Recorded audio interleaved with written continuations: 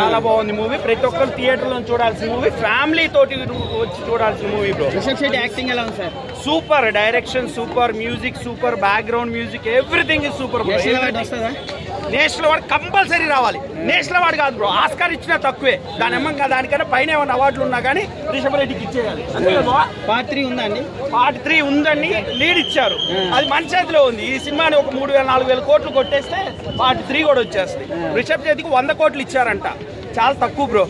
100 కోట్లు చాలా తక్కువ.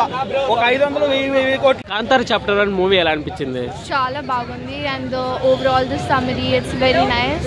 The plot twist in between the songs, heroine, the acting is overall very. Rishab Shetty acting చాలా బాగుంది. Okay, everyone should watch. Highlights ఏంటి madam మూవీలో? Highlights and the climax part, the acting, the things he has done is very nice. Goosebumps scenes Yeah, ఏమన్నా? very much. And the overall total movie, there's not a single scene where you feel bored. So it's must watch. I'd like to rate 10 on 10. Okay madam, ఎలా అనిపించింది? Part 1 కన్నా part 2 చాలా బాగుంది. Part 1 BGM చాలా highlights ఏంటంటే రిషబ్ శెట్టి కన్నడలో చూసారా, తెలుగులో చూసారా? కన్నడ.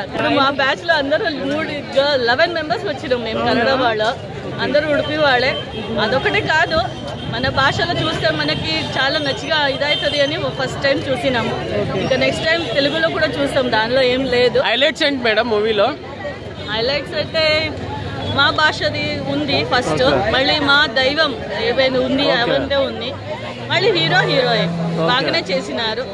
లాస్ట్ వరకు బాగానే టాపిక్ అంత మంచిగా పెట్టుకున్నారు, దానిలో ఏం లేదు. మీరు కూడా చూస్తే తెలుస్తుంది ఎవరు.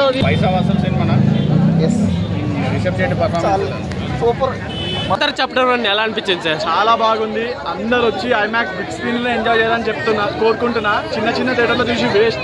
డాల్బీ అట్మాస్ అండ్ పెద్ద స్క్రీన్లో చూసి ఎంజాయ్ చేయండి. చాలా సూపర్ ఫెంటాస్టిక్ ఉంది.